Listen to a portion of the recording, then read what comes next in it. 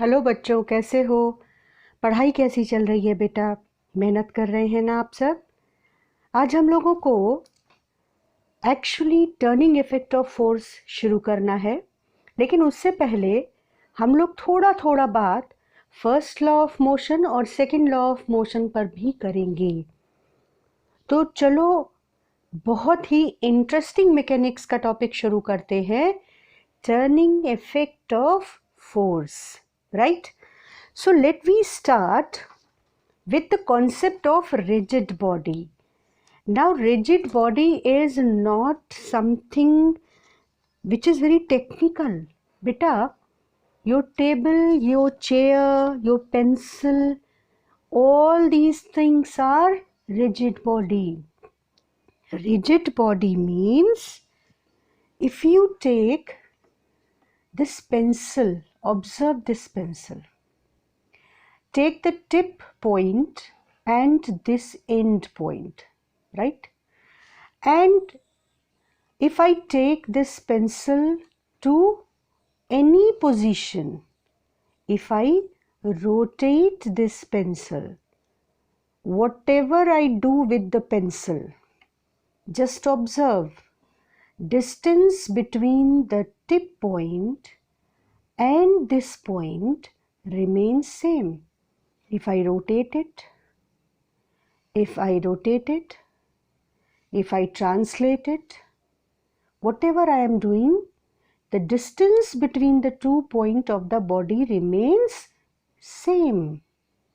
So all such bodies in which distance between any two particles does not change with time, all such bodies are called rigid bodies.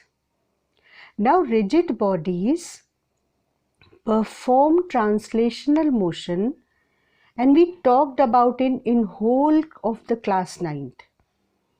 What is translational motion? Let me define this topic also in a better way. What is translational motion? See, if I exert a force on this pencil, right? If I exert a force on this pencil,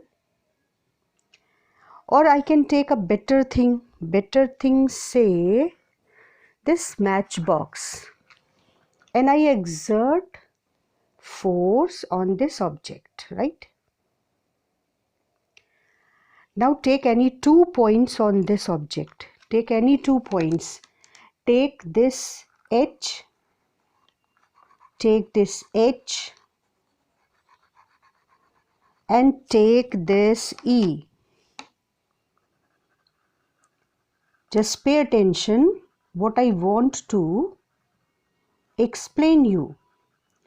Take this E and take this H, these 2 points, and observe them carefully, right? If I exert force on this object, H and E are 2 different points and they are moving in same direction with same velocity. Listen to me again. I'm saying, if you exert force on a rigid body and consider any 2 points, 2 particles, they are moving with same velocity in same direction. They are moving with same speed in same direction. Such type of motion is called translational motion.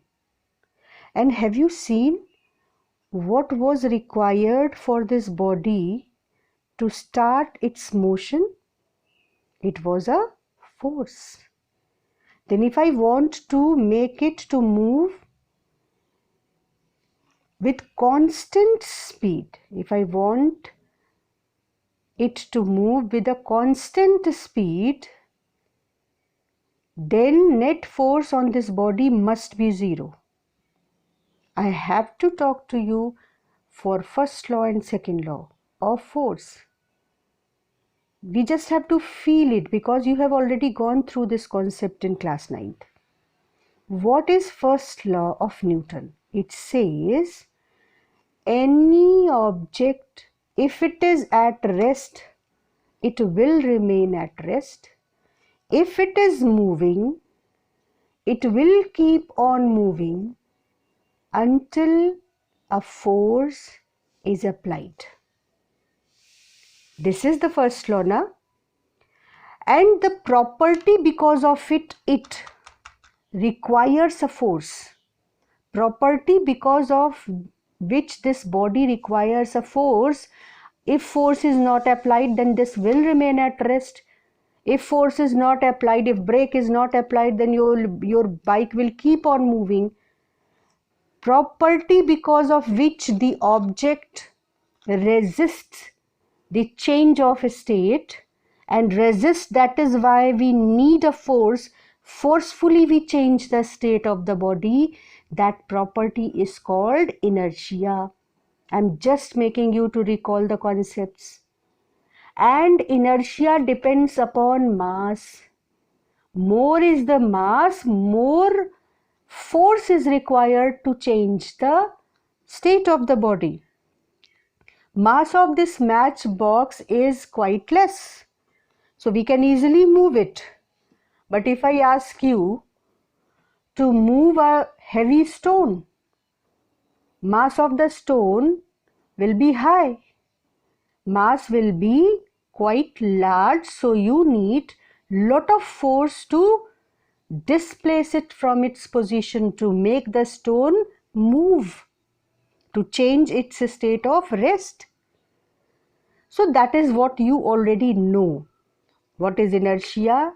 Inertia depends upon mass and so on, right? But what I said here, that if you want this object to move with a constant velocity, see, it's moving with a constant velocity. It's actually not changing its speed, neither it is changing its direction, it is moving with constant velocity. Same magnitude, same direction. So what I said that if a body is moving with constant velocity or a body is at rest, in both the cases net force acting on the body must be zero. So you will say, ma'am, this object is moving and you are applying a force. So how come the net force is zero? Yes, net force is zero because one force is driving the body, and the friction which is between this surface and the surface of the paper, that friction is opposite to the mass. And so the net force on the body is zero, and hence the body is not changing its state of motion. I'm not saying it's not changing its state. I'm not saying that it is not moving. I'm saying it's not changing its state of motion. It is moving with constant velocity, means neither it is changing its speed nor it is changing its direction. If a body is at rest, it will remain at rest because of inertia, and net force acting on the body is zero. But if a body is moving, but moving with constant velocity, then also net force on the body is zero. That is why it is not accelerating. Now you will think from where this information is coming. This information is coming from second law of motion. Do you remember second law of motion? Second law of motion says, see, it says that rate of change of momentum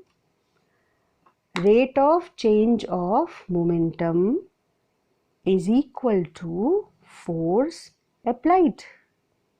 That means higher is the force, more will be the change in momentum. And rate means in a lesser time. Rate of change of momentum means change in momentum with respect to time. So you can read this law like stronger is the force, more will be change in momentum in a lesser time. Or you can say that if change in momentum is high or change in momentum is taking place in very small time, that means its cause, which is a force, is quite strong. This was second law of motion, right? So rate of change of momentum is force, okay? Let we expand it. We write it properly. Change in momentum means final momentum minus initial momentum, and rate of change of momentum means change in momentum upon the time interval during which this change occurs. So, final momentum minus initial momentum upon time interval in which this change takes place. Now, what is momentum? Momentum is mass into velocity. Final momentum means mass into final velocity, and initial momentum means mass into initial velocity. Now see, if velocity, that you have already gone through, I am just making you to recall the things. If velocity of the body is much less than speed of light, then this mass is taken to be a constant. It does not change. So we take this constant out, and inside the bracket we are left with change in velocity only. And this is rate of change of velocity, and you know what is rate of change of velocity? It's acceleration. So we got this formula that force is m into a. Now let me write, instead of force, let me write a better equation. Net force is equal to m into a. If net force is 0, if net force is 0, and take the example of matchbox. Matchbox mass is not 0. Then only possibility left is that acceleration is 0. If mass is not 0, but net force is 0, then only possibility left is that acceleration is 0.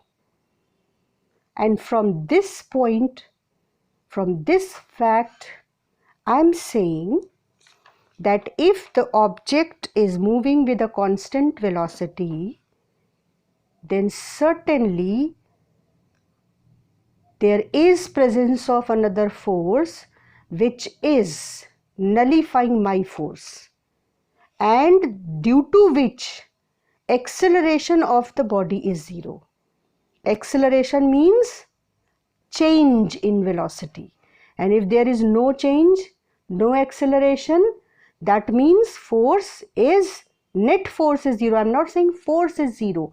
Net force is 0, and I am explaining why here net force is 0, because my force is nullified by the force of friction. So matchbox is moving with a constant velocity, right? Now let we come to the part which we have to start today, that is rotational motion. Rotational motion or turning effect of force.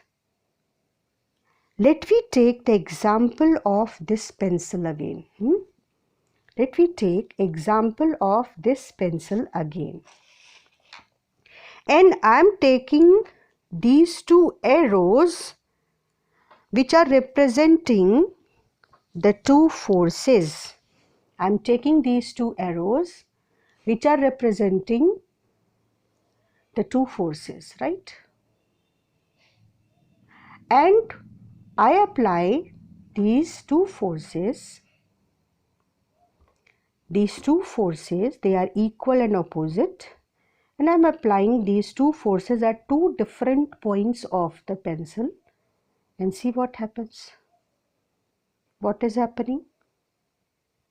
This pencil is rotating about its center of mass. See it again. Two equal and opposite forces acting at two different points of the object, and this pencil is rotating about its center of mass. These two forces are equal, opposite, and also parallel. Can you see this?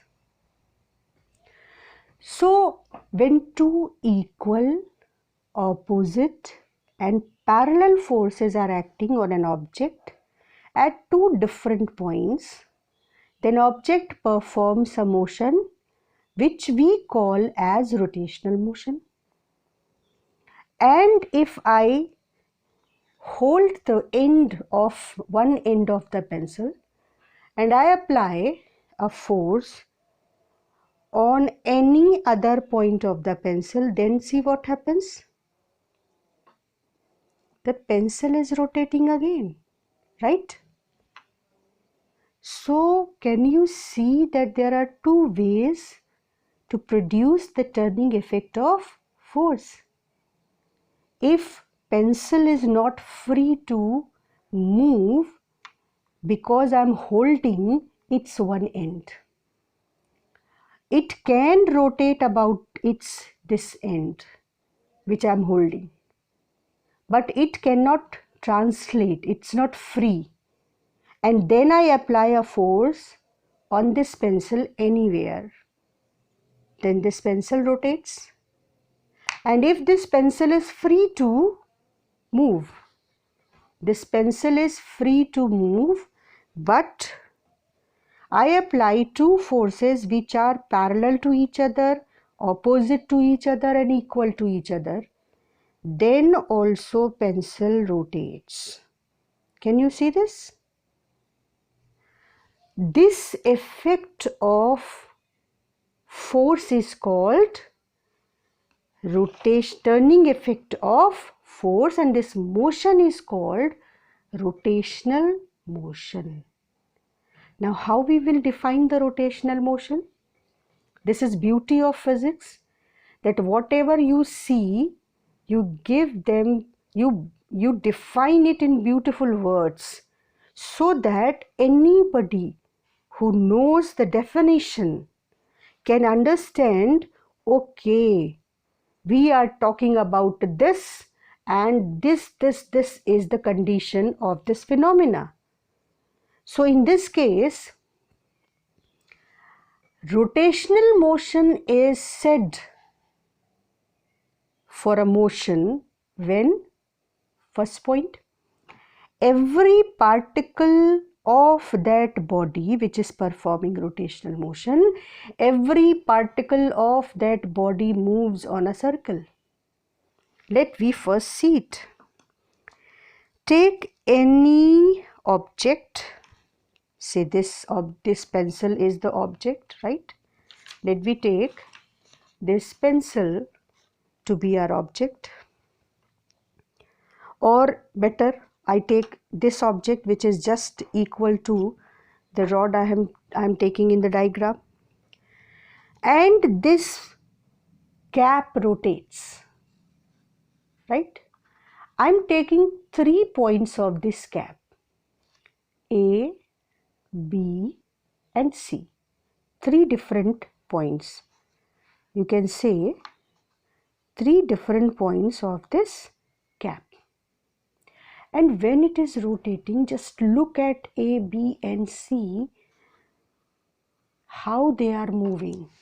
When I rotate this pen, see, A moves on this circle, B moves on this circle, and C moves on this circle. Can you experience this point? If this pen cap rotates again and see all the points A, B and C, imaginary points, And can you see that A is moving on the circle, B is moving on the circle, and C is also moving on the circle decided by for them? So what is rotational motion? How we will define? The first point says that every point of the object moves on a circle. This is first condition for a motion to call it a rotational motion, right? If I take another object so that I can make it clear, more clear, so let me take this point as A. Now I think it is visible to you. This point as B and this point as C. Now you have a better feel, and you can also observe the motion of the arrow, right? So let me start. It is moving. Now check out the motion of A, B and C. Is it more visible to you now? I'm trying to give you a better look. A, B and C, see? A, B and C. They are moving on a circle. Watch it again.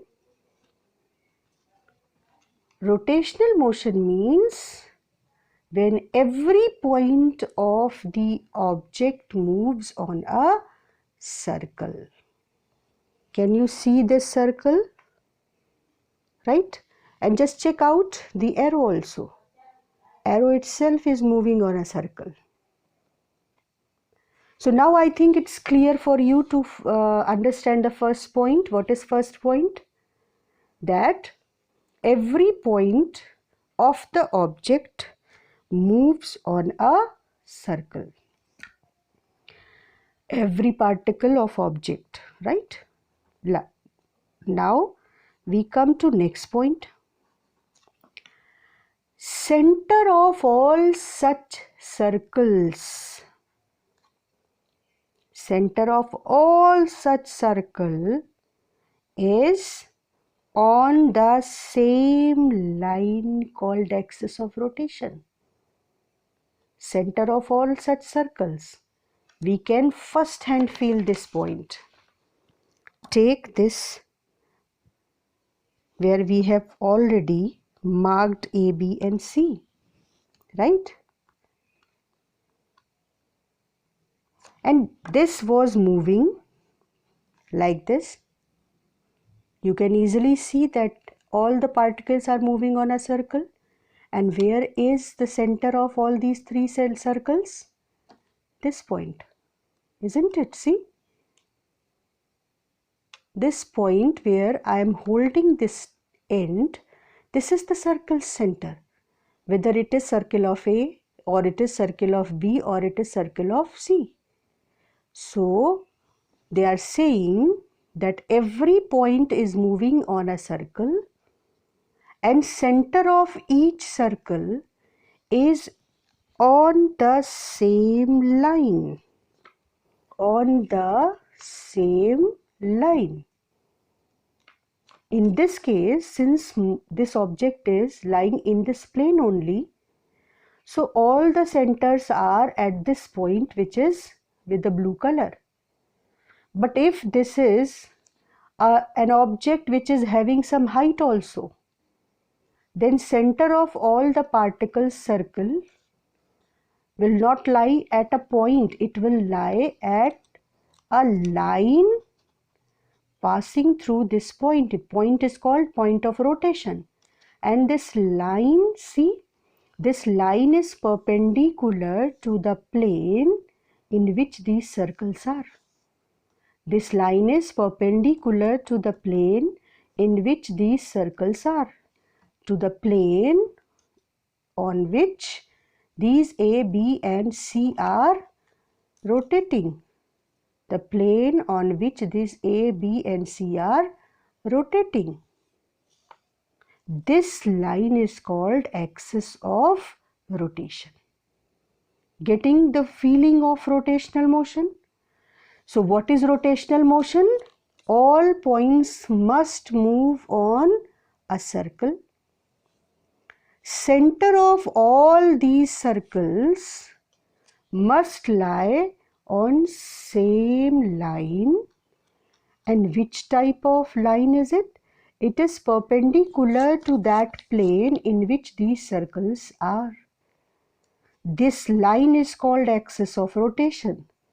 So in one line we can say center of all these circles must lie on axis of rotation. And axis of rotation is perpendicular to all the circles, to the plane on which all the circles lie. So now let me summarize the rotational motion. I think all of you got very much the feeling of rotational motion. And what is rotational motion? The first point is that every particle is moving on a circle. Second point is center of all such circles is on the same line. That line is called axis of rotation. And third, that plane of all these circles is perpendicular to axis of rotation. You can say that axis of rotation is perpendicular to the plane in which all these circles are. So this is all about rotational motion. What is rotational motion? When we will say that a body is moving, is performing a rotational motion. Is it clear?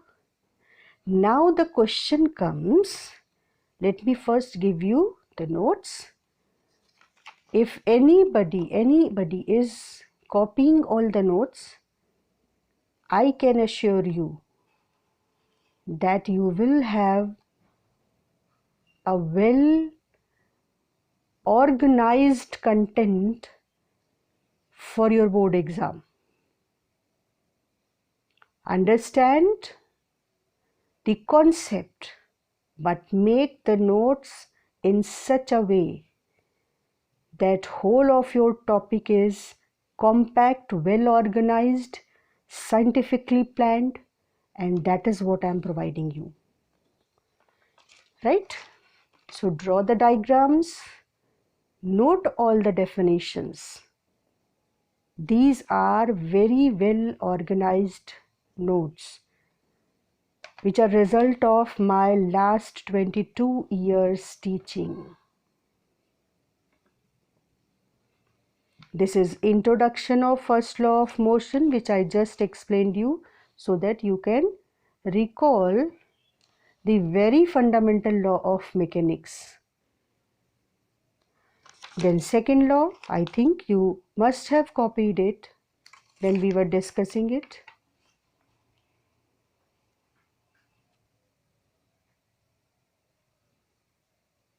You can pause video and can write it.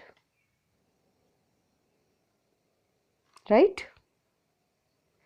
And here just the discussion of second law is nothing is special, but I have written all the points. You can go through them. Rate of change of momentum is force, and I have analyzed all the factors involved in the formula. M, change in velocity, then time interval.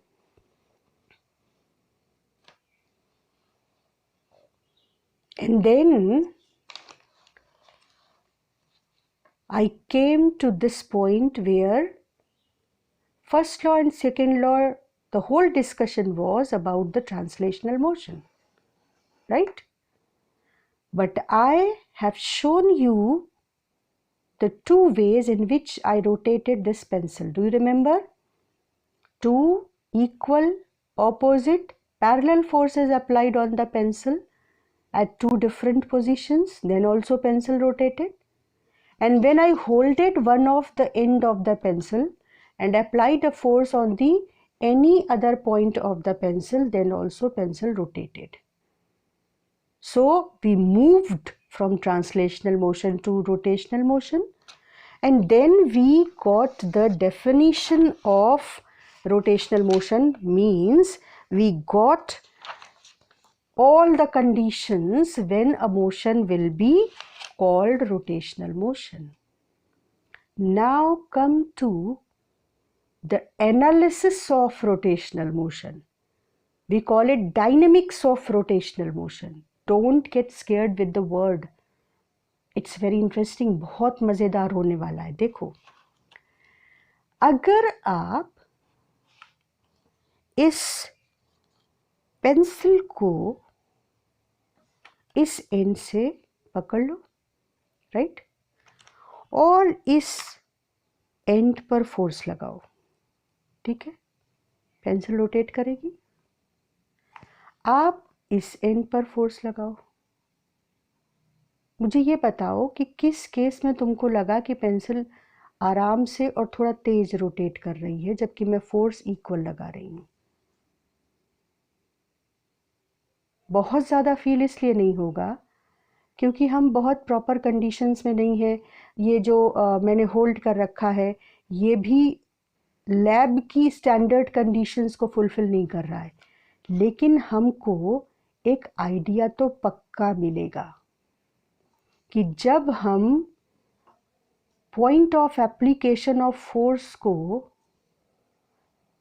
Point of rotation के पास लाते हैं तो rotation मुश्किल होने लगता है. यहाँ पे rotation almost मुश्किल है. आप ये खुद से करके देख सकते हो. और अगर मैंने ये अप्लाई किया खुद पॉइंट ऑफ रोटेशन पर तो देखो रोटेट होगा ही नहीं पेंसिल. आ रही है बात समझ में? और देखो, एक तो ये पॉइंट कि अगर आप इस डिस्टेंस को, किस डिस्टेंस को, पॉइंट ऑफ रोटेशन से, इसको हम डायग्राम पर रखते हैं जिससे आपको बेटर फीलिंग आए. पॉइंट ऑफ रोटेशन से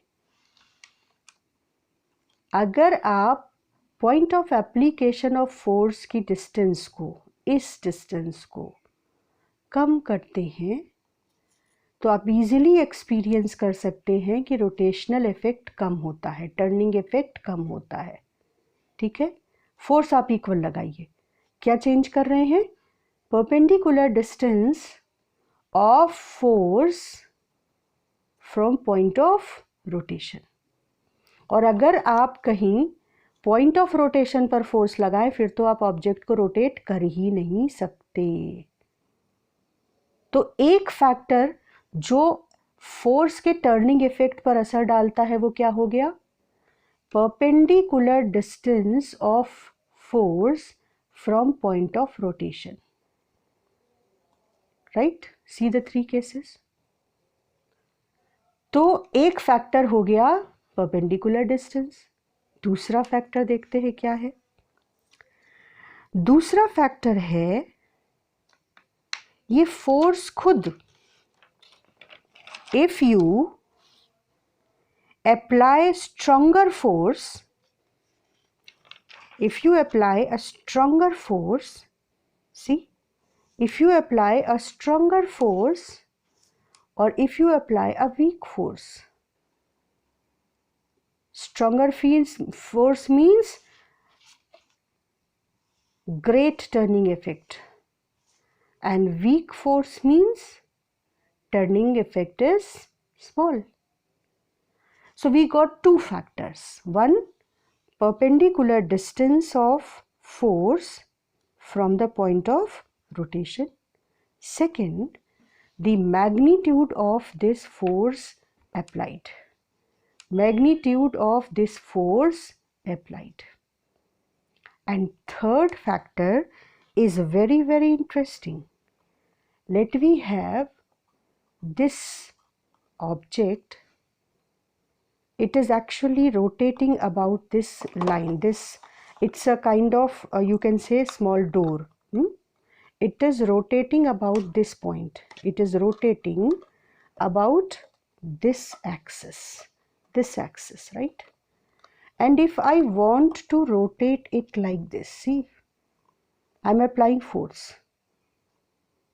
But if this is force applied, if this is force applied, And if I represent the distance of force from the axis of rotation, distance of force from the axis of rotation, this is distance of force from the axis of rotation, see, and this is the force which is applied on the object.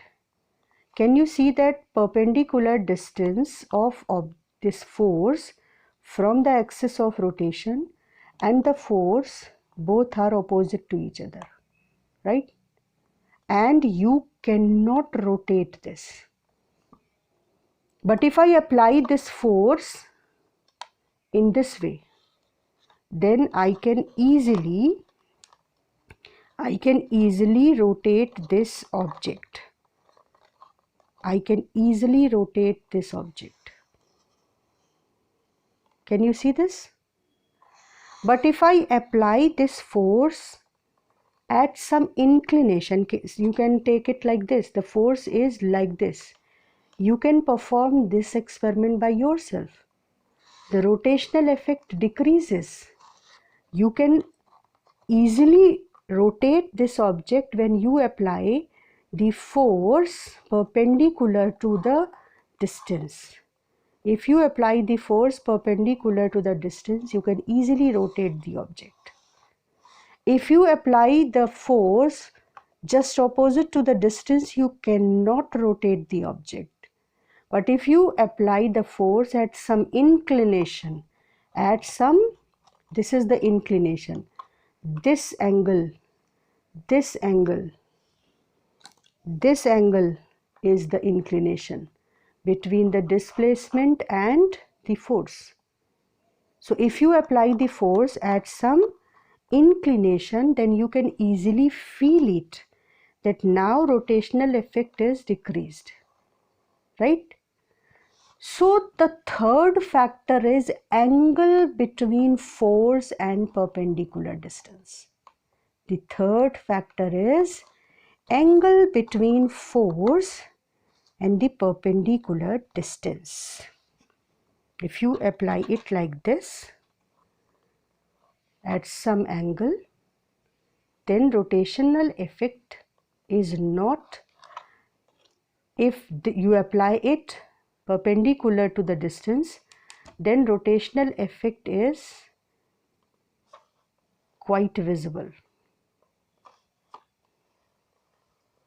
And if you apply it at some angle, then rotational effect is not so easy. So the angle between these two, perpendicular distance and force, angle between these two certainly affects the turning effect of force. But how the angle affects the turning effect of force? Now pay attention.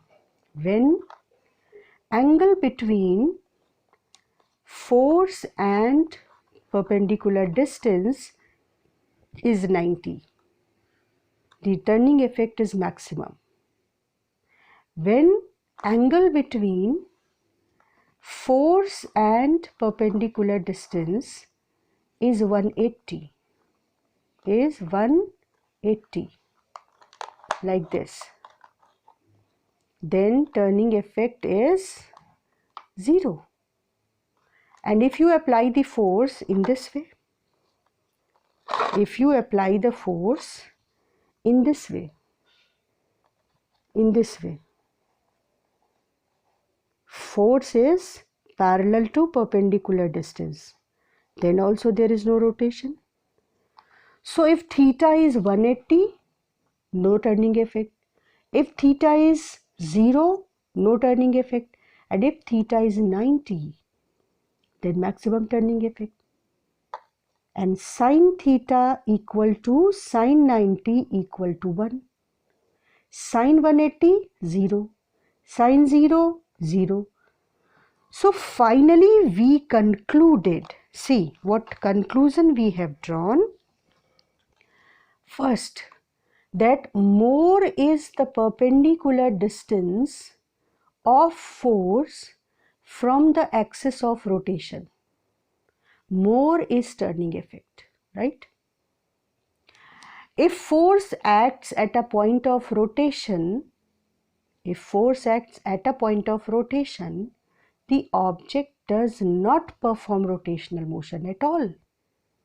Second important point, that if angle between the perpendicular distance and force is 90, then turning effect is maximum. If angle between perpendicular distance and force is 0 or 180, then turning effect is 0. Now let we get introduced with this symbol. It's tau, Greek alphabet. It stands for turning effect of force, which is also known as torque. What is the sign this sign represents? This sign represents torque. So let we conclude it. Turning effect of force is called torque or moment of force. And turning effect depends upon three factors. First, stronger is the force, more will be turning effect, right? Second, more is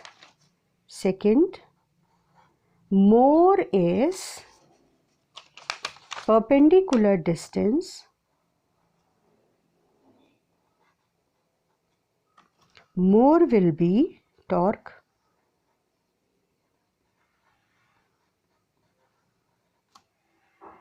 And third, that torque varies as sin theta varies, meaning angle between force and perpendicular distance varies, then torque changes, turning effect of force changes. But in what manner? According to the variation of sine of theta. So actually torque is force into perpendicular distance of force from the point of rotation into sine theta. Got the point? So today we got the concept of turning effect of force. Copy this point. The turning effect of force is called torque. It depends upon three factors: the magnitude of force on perpendicular distance of force from the axis of rotation, and on angle between the force and the perpendicular distance. Is it clear to everybody? So now I am giving you the points we have already discussed. Copy them, pause the video and copy them.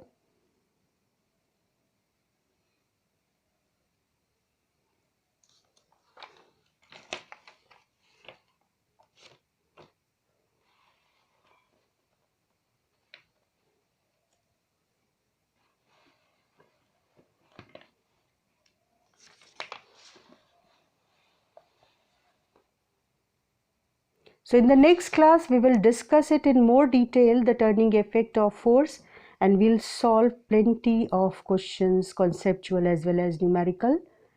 So we'll meet in the next class. Till then, keep revising, keep practicing, work hard and dream big.